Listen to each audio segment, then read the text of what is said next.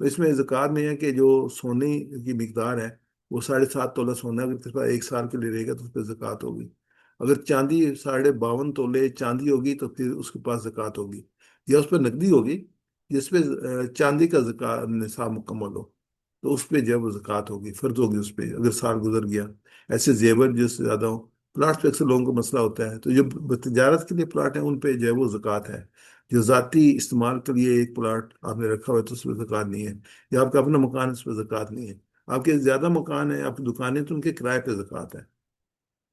تو کس پہ ویلیو پہ زکوٰۃ ہے؟ اگر فوراً آپ بیچیں تو آپ کا جتنے میں بکے گا اس کے حساب سے آپ زکوٰۃ ادا کریں گے. ایسے سیونگ پہ زکوٰۃ ہے، قرض کے لیے دی ہوئی رقوم پہ زکوٰۃ ہے، اور شیئرس اگر آپ نے خریدے ہیں تو اس کے مارکیٹ کی قیمت ہے اس پہ زکوٰۃ ہے. یہ پورے آپ کے ایسٹس ہیں، ان کو ہم اکٹھا کریں گے اور 40 پہ ڈیوائڈ کریں گے. جو ویلیو نکلے گی وہ آپ کی زکوٰۃ ہے، اور سال کے اندر اندر آپ نے اس کو ادا کرنا ہے. ایسی مال تجارت پہ ہے. تو یہ 3 ہجری میں آتے ہیں. اس کے واقعات میں جو ہے وہ غزوہ احد ہے. یہ مسلم مکہ کے مشرکین نے غزوہ بدر کی شکست کا بدلہ لینے کے لیے مدینہ پر حملہ کیا. مسلمانوں کو ابتدائی کامیابی ملی لیکن بعد میں تیر اندازوں کی نافرمانی کی وجہ سے نقصان اٹھانا پڑا. 70 صحابہ شہید ہوئے جس میں سید الشہداء حضرت حمزہ بھی شامل تھے. اور اس کے بعد جو دوسرا واقعہ ہے اس کا وہ بنی نذیر کا ہے. یہودی قبیلہ بنی نذیر نے شکنی اور خیانت کی پہلے بنی قریظہ کو نکال چکے ہیں 2 ہجری میں. اب یہ 3 ہجری آگے جس پر انہیں بھی وطن سے جلا وطن کر دیا گیا. اس کے بعد میں اس میں وراثت کے احکامات آئے، پردے کے احکامات آئے، اور نماز جنازہ کی تاکید آئی 3 ہجری میں. اس میں پہلے لیتے ہیں سورہ احد کو، غزوہ احد کو. تو یہ ہمیں آیت ملتی ہے سورہ آل عمران کی، اور سورہ آل عمران میں بہت ڈیٹیل میں جو ہے وہ غزوہ احد پہ تبصرہ ہے اللہ تعالیٰ کا. وَلَقَدْ صَدَقَكُمُ اللَّهُ وَعَدَهُ إِذْ تَحْسُونَهُم بِإِذْنِهِ حَتَّى إِذَا فَشِلْتُمْ وَتَنَازَعْتُمْ فِي أَمْرِهِ وَعَصَيْتُم مِّن بَعْدِ مَا أَرَاكُم مَّا تُحِبُّونَ. اور یقیناً اللہ نے اپنا وعدہ تم پر اپنا وعدہ سچا کر دکھایا، اور جب تم اس کے حکم سے ان کو قتل کر رہے تھے یہاں تک کہ جب تم نے کمزوری دکھائی اور حکم کے بارے میں جھگڑا کیا نافرمانی کے بعد اس کے کہ اللہ نے وہ فتح تمہیں دکھائی جو تم چاہتے تھے. تو یہ جو ہے وہ عہد کا میدان ہے.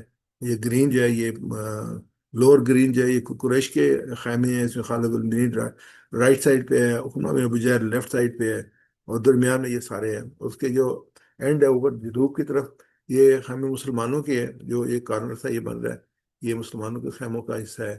اور یہ جو ہے وہ تیر انداز ہے جو کہ اللہ کے رسول صلی اللہ علیہ وسلم نے یہاں پہ ان کو کہا تھا کہ تم یہاں سے ہلو گے نہیں. اور اس کے بعد انشاءاللہ آگے ڈیٹیل دیکھتے ہیں کہ مکہ کے مشرکین غزوہ بدر کا شکست کا بدلہ لینے کے لیے مدینہ پر حملہ کیا. یہ آ چکی ہے ساری چیز. اور مصعب بن عمیر بھی اس میں شہید ہوئے تھے جو کہ رسول صلی اللہ علیہ وسلم نے مبلغ بنا کے مدینہ بھیجا تھا. یہ دوبارہ اسی پکچر ہے، ذرا تھوڑی سی مور کلیئر ہے. یہ وہ جو ہے جبل رما ہے، یہاں پہ اللہ کے رسول صلی اللہ علیہ وسلم نے تیر انداز فکس کیا عبداللہ بن جبیر کی کارکردگی میں تھے. اور یہ جو تھا یہ حصہ تھا جو یہ مسلمانوں کا تھا. اور یہ کھلی جگہ پہ جو تھے یہ قریش تھے، یہ ان کی پیدل فوج تھی. یہ خالد بن ولید تھے، ان کے پاس گھوڑے سوار تھے. اور یہ عکرمہ بن ابی جہل تھے. یہاں پہ حضرت علی، حضرت حمزہ اور حضرت مقدار تھے. اور یہاں پیچھے اور یہاں پڑاؤ تھا نبی صلی اللہ علیہ وسلم کا یہاں پہ اس جگہ پہ. اور پھر جب یہ پش ہوئے تو یہ یہاں پہ چلے گئے تھے اللہ کے رسول صلی اللہ علیہ وسلم پروڈکشن کی وجہ سے. تو یہ آج کی اگر آپ پکچر دیکھیں تو یہ ہمیں یہ پکچر لائیو نظر آ رہی ہے کہ یہ وہ اس پہاڑی تھی جہاں پہ تیر انداز کیے گئے تھے. اور یہ ایریا تھا جہاں لڑائی کا ایریا تھا، اور یہ پہاڑی تھی جس میں نبی صلی اللہ علیہ وسلم نے پناہ لی تھی آگے. اور یہ ایریا پورا تھا. اور یہاں پہ کہیں پہ حضرت خالد بن ولید کا لشکر تھا جو اوپر سے چکر لگا کے یہاں پہ آیا تھا. یہ آج کی لیٹسٹ پکچر ہے. یہاں پہ مسجد بنا دی گئی ہے جہاں پہ نبی صلی اللہ علیہ وسلم کا مقام تھا. اور یہ جو ہے جنگ احد میں شہداء کے جو ہے نا وہ اس کا قبرستان ہے. یہاں پہ اس کو زیادہ ایزی دیکھتے ہیں. یہ جو قبر ہے یہ حضرت مصعب بن عمیر اور حضرت حمزہ سید شدہ حضرت حمزہ رضی اللہ تعالیٰ عنہ کی ہے. اور باعث یہاں کھڑے ہو کے آپ دعا بھی مانگ سکتے ہیں، دیکھ بھی سکتے ہیں. یہ پورا ایریا جو آباد ہو گیا ہے.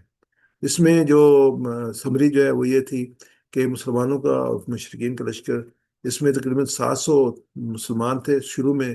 1000 تھے، 300 جو تھے منافق عبداللہ بن ابی کے ساتھ واپس لوٹ گئے تھے. اور مشرکین کے لشکر میں 3000 کی تعداد تھی. یہاں 50 گھوڑے تھے، 200 گھوڑے تھے. بہت کم تعداد اونٹوں کی تھی. یہاں پہ 3000 اونٹ تھے. نبی صلی اللہ علیہ وسلم قیادت کر رہے تھے، یہ ابو سفیان بن حرب قیادت کر رہے تھے. یہ جو خاص بات تھی کہ وہ پہاڑ عہد کے دامن میں 50 تیر اندازوں حضرت عبداللہ بن زبیر کی قیادت میں تعینات کیے گئے تھے، اور خالد بن ولید کے سواروں کی قیادت میں، جو گھوڑ سواروں کی قیادت تھی، اقرا بن ابو الجاء، سفیان بن امیہ وغیرہ، یہ ان کے لیڈر تھے۔ اس میں جو شہداء صحابہ شہید ہوئے، اس میں 70 صحابہ شہید ہوئے، حضرت مصعب بن عمیر، حضرت حمزہ رضی اللہ تعالیٰ عنہ شہید ہوئے، اور 22 مشرکین یہاں۔ تو نتیجہ یہ نکلا، ابتدا مسلمانوں کو فتح ملی، مگر تین دادوں کے حکم عدولی کے باعث خالد بن ولید نے عقب سے حملہ کیا، نتیجے میں مسلمان سخت زخمی ہوئے۔ مشرکین کو وقتی کامیاب ملی لیکن فیصلہ کن فتح حاصل نہ کر سکے۔ یہ پس منظر ہمارے سامنے آ گیا، تو اس کو ہم جو ہے وہ یہ بھی ڈیٹیل اس میں میرے لیے دیکھنے والا ہے کہ آپ صلی اللہ علیہ وسلم 1000 کی جمعیت لے کر روز جمعہ مدینہ سے نکلے۔ راستے میں عبداللہ بن ابی یہ کہہ کر کہ میں مدینہ سے نکل کر مقابلہ کرنے کے خلاف ہوں، شہر میں ہی جنگ لڑی جائے، اپنا 300 کا دستہ لے کر علیحدہ ہو گیا۔ اب آج وسلم صرف 700 جان سال رہ گیا۔ اب یہ کیفیت ملاحظہ کریں کہ اب مدینہ سے نکلے 1000 کا، دشمن باہر کھڑا ہے 3000 کی تعداد میں، اور ایک بندہ جو 1/3 لشکر کو لے کے پیچھے واپس رہ جاتا ہے، تو کیا ذہنی کیفیت کیا ہوگی اس کی؟ لیکن یہ پھر بھی الحمدللہ ڈٹے رہے، یہ آگے بڑھے مقابلے کے، اور اس فرد کو جس نے یہ کام کیا اس کی صورتحال کیا ہوگی؟ اب صرف 50 تیر انداز تھے اور 100 ذرا پوش تھے۔ یہ دوبارہ وہی نقشہ ہے جو کہ میں نے آپ سامنے پیش کیا تھا، وہی چیز ہے جو کہ آپ کو میں نے ڈسکرائب کر چکا ہوں۔ تو حالات نے جب مسلمان دیکھا کہ کشمیر قریش کے خیمے اور مال غنیمت میدان میں پڑے ہیں، یعنی وہ بھاگ گئے ہیں، تو بہت سے تیر انداز حکومت بھول کر گھاٹی چھوڑ کر میدان غنیمت کی دوڑ۔ اللہ کے رسول نے کہا تھا کہ اس کو کسی صورت میں اس پوائنٹ کو نہیں چھوڑیں گے، چاہے ہمیں شکست ہو جائے، فتح ہو، اس کو نہیں شکست ہو جائے، میں نہیں چھوڑنا۔ وہ کہنے لگا اب تو فتح ہو گیا، اس سے تو ہم جا رہے ہیں۔ تو اس کو یہی موقع تھا، خالد بن ولید جو ایمان نہیں لائے تھے پیچھے سے حملہ کر دیا، یعنی کہ وہ پوری سچویشن کو آبزرو کر رہے تھے کہ کہاں پہ ویک پوائنٹ ہے، تو اس پہ جو ہے نا انہوں نے اس کو یوز کیا، اور یوز کر کے اس نے جو جنگ کا پاسا پلٹ دیا۔ مسلمان دو طرف سے حملے میں گر گئے اور صفیں ٹوٹ گئیں، اور نبی صلی اللہ علیہ وسلم پر حملہ ہو گیا۔ اس حضرت بن رسول اللہ صلی اللہ علیہ وسلم بھی زخمی ہوئے، آج وسلم کے چہرے مبارک پر زخم آئے، دندان مبارک شہید ہوئے، خود کے حلقے آپ کے سر میں پھنس کے صحابہ نے اپنی جانیں قربان کی، آپ صلی اللہ علیہ وسلم کا دفاع کیا۔ حضرت اللہ، حضرت سعد جیسے جانساروں نے ڈھال بن کر نبی صلی اللہ علیہ وسلم کو محفوظ کیا۔ شہداء عہد میں 70 صحابہ نے جامع شہادت نوش کیا، حضرت مسلم عمیر شہید ہوئے، ان میں سب سے نمایاں حضرت حمزہ سید الشہداء تھے، جسے وحشی غلام نے نیزہ مار کر شہید کیا تھا۔ ہندا ابو سفیان کی بیوی نے حضرت حمزہ کے جسم مبارک کی بے حرمتی کی، اور نبی صلی اللہ علیہ وسلم بھی زخمی ہوئے، آپ کی پیشانی پہ پتھر لگا جس میں خون جاری ہوا، بازو پہ پتھر لگا، آپ کے 4 دانت شہید ہوئے، لیکن پھر بھی آپ ثابت قدم رہے۔ تو اس کے بعد جو ہے وہ حضرت اس میں جو ہے تبصرہ ہے اس پہ حافظ ادریس صاحب کا، کہ آپ صلی اللہ علیہ وسلم میدان جنگ میں ڈٹے ہوئے تھے، مسلسل کہہ رہے تھے الیہ عباد اللہ، کہ ابو سفیان جب پہاڑ سے نیچے کھڑے ہو کر اعلان کیا کہ ہم محمد صلی اللہ علیہ وسلم کو قتل کر دیا، پھر بڑھ ہنکی کہ ہم نے ابو قحافہ کے بیٹے ابو بکر کو قتل کر دیا، تو حضرت صلی اللہ علیہ وسلم نے فرمایا خاموش ہو۔ پھر اس نے کہا ہم نے جری جوان عمر بن خطاب کو قتل کر دیا، پھر اس پر حضرت صلی اللہ علیہ وسلم نے جواب دیا عمر جواب دو۔ تو عمر نے کہا کہ اے اللہ کے دشمن خدا، ہم سب زندہ ہیں، تیرا کام سن رہے ہیں۔ پھر اس نے کہا کہ حبل سر بلند ہو، اور ساتھ ہی کہا کہ ہم نے بدر کا بدلہ لے لیا۔ تو اس کے جواب میں حضرت محمد صلی اللہ علیہ وسلم نے حضرت صلی اللہ علیہ وسلم کے ارشاد کے مطابق کہا کہ اللہ اعلیٰ و اجل اللہ سوا قتلنا فی جنت و قتلکم فی النار، یعنی اللہ ہی بلند و بالا اور شان والا ہے، بدر کا بدلہ تم کیسے لے سکتے ہو؟ ہمارے شہداء جنت چلے گئے ہیں، تمہارے مقتولین دوزخ میں ہیں۔ ابو سفیان کا اگلے سال پھر تمہارا مقابلہ بدر میں ہوگا۔ حضرت صلی اللہ علیہ وسلم اس کا جواب دو، ہمیں یہ چیلنج قبول ہے۔ قرآن نے اس پہ تبصرہ کیا ہے، اور یہ واقعہ کئی جگہ پہ قرآن پاک میں کوٹ ہوا ہے۔ تو عہد میں بالخصوص صحابہ کے اتحادی غلطی نے نتیجے میں فتح شکست میں بدل گئی، 70 صحابہ کرام شہید ہوئے، اور حضور صلی اللہ علیہ وسلم کے محبوب چچا حمزہ کی لاش کا مسئلہ بنایا گیا۔ اس کے باوجود حضرت صلی اللہ علیہ وسلم استقامت کا پہاڑ بنے رہے اور میدان میں ڈٹے ہوئے تھے۔ سورہ آل عمران میں اللہ تعالیٰ نے ارشاد فرمایا اِذ تَصْعِدُونَ وَلَا تَلْوُونَ عَلَىٰ أَحَدٍ وَرَسُولُ يَدْعُوكُمْ فِي أُخْرَاكُمْ وَأَصَابَكُمْ غَمًّا بِغَمٍّ لَكَيْ لَا تَحْزَنُوا عَلَىٰ مَا فَاتَكُمْ وَلَا مَا أَصَابَكُمْ وَاللَّهُ خَبِيرٌ بِمَا تَعْمَلُونَ۔ اور یاد کرو جب تم بھاگے چلے جا رہے تھے، کسی کی طرف لڑنے کا ہوش تمہیں نہ تھا، اور رسول تمہیں پیچھے سے تم کو پکار رہا تھا۔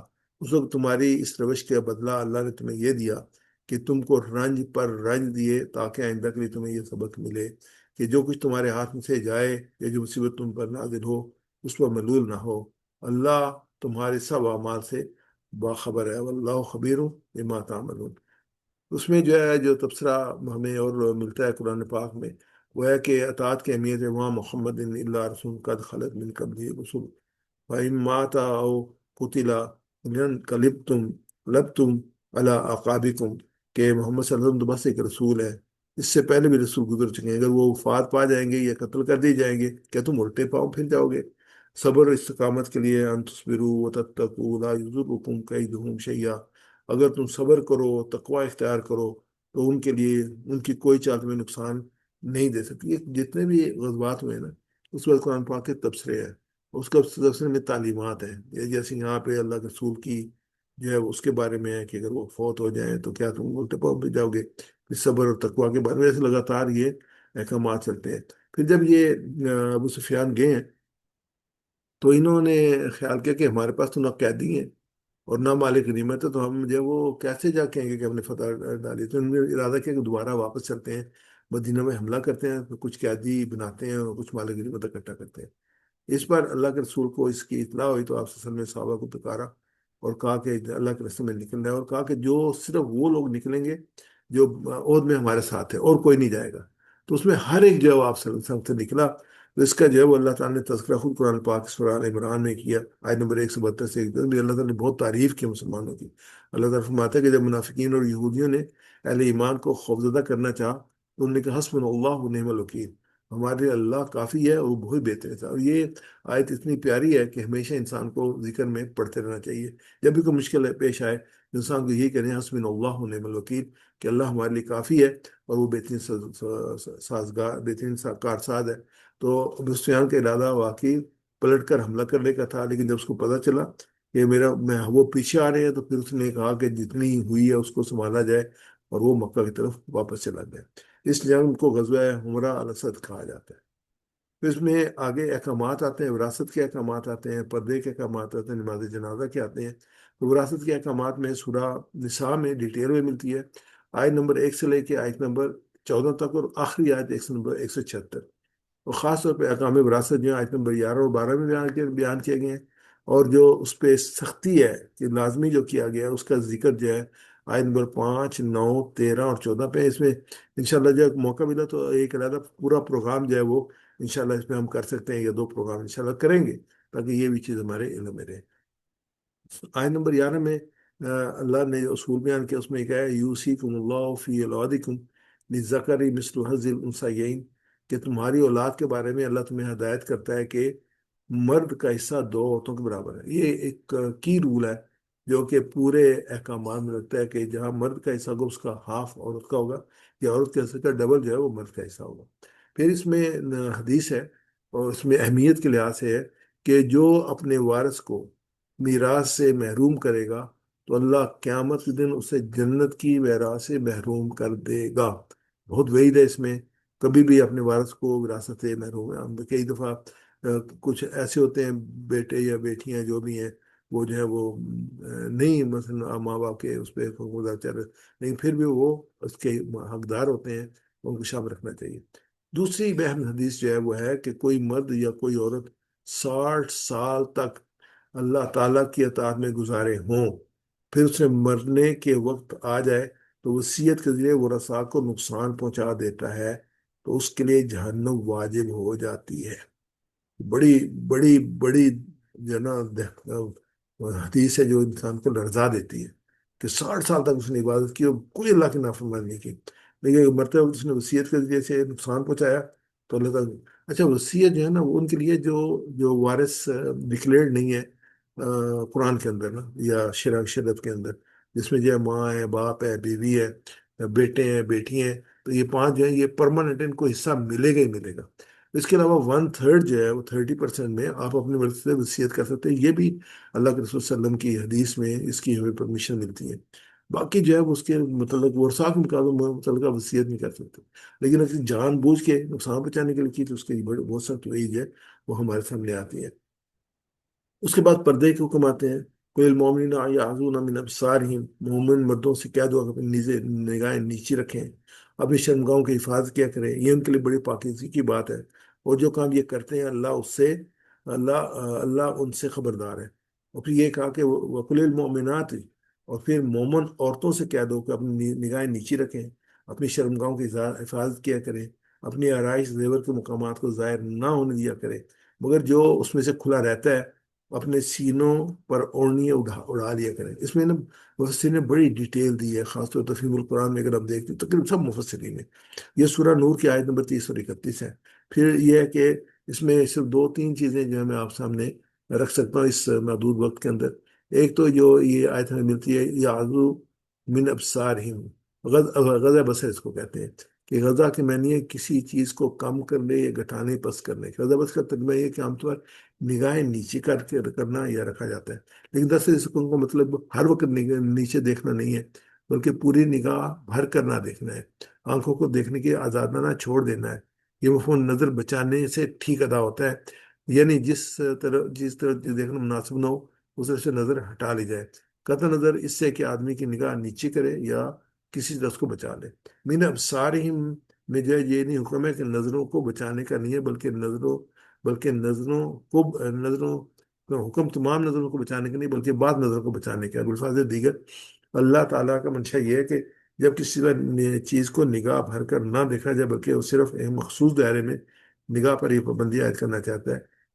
یہ بات سے آپ کو اس بات سے معلوم ہوتی ہے کہ یہ پابندی جس چیز پر عائد ہے، وہ چاہے مرد کو عورت کا دیکھنا ہو، یا دوسروں لوگوں کے صدر نگاہ ڈالنا ہو، یا فاش مناظر پر نگاہ جمانا ہو، تو اس سے جنو یہ تفہیم القرآن سے ہے۔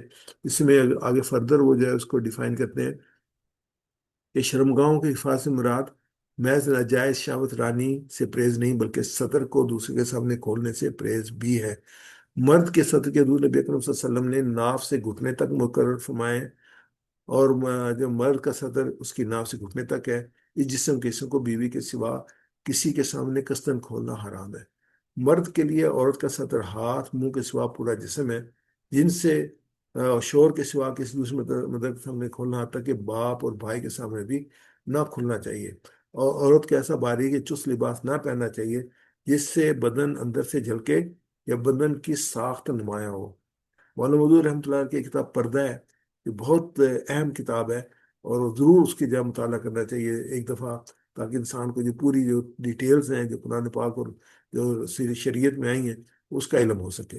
اس کے بعد جو سورہ احزاب کی آیت ہے، یا ایھا النبی قل لازواجک و بناتک و نساء المؤمنین یدنین علیہن من جلابیبہن ذلک ادنی ان یعرفن لا یؤذین۔ اے نبی، اپنی بیوی اور اپنی بیٹیوں اور مومن خواتین سے کہو کہ اپنے جلابیب اپنے اوپر لہراتی پھیر لیں، یا انہیں تاکہ انہیں پہچانا جائے اور تکلیف نہ پہنچائے۔ اس لیے آیت کا صاف مفہوم یہ ہے کہ عورتیں اپنی چادریں اچھی طرح اور لپیٹ کر ان کا ایک حصہ یا پہلو اپنے اوپر لٹکا لیا کرے، جسے عرف عام میں گھونگھٹ ڈالنا کہتے ہیں۔ یہ تفہیم القرآن کا جو ہے وہ اس میں ہمارے سامنے آتا ہے،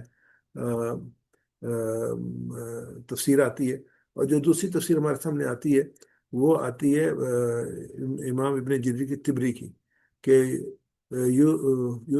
یدنین علیہن من جلابیبہن، یعنی شریف عورتیں اپنے لباس میں لونگے کے مشابہ بن کر گھروں سے نہ نکلیں کہ ان کے چہرے اور بال کھلے ہوئے ہوں، بلکہ انہیں چاہیے کہ اپنے اوپر چادروں کا ایک قصہ لٹکا لیں تاکہ کوئی فاسق ان کو چھیڑنے کی ضرورت نہ کر سکے۔ مجھے صرف 1 منٹ دیجیے گا۔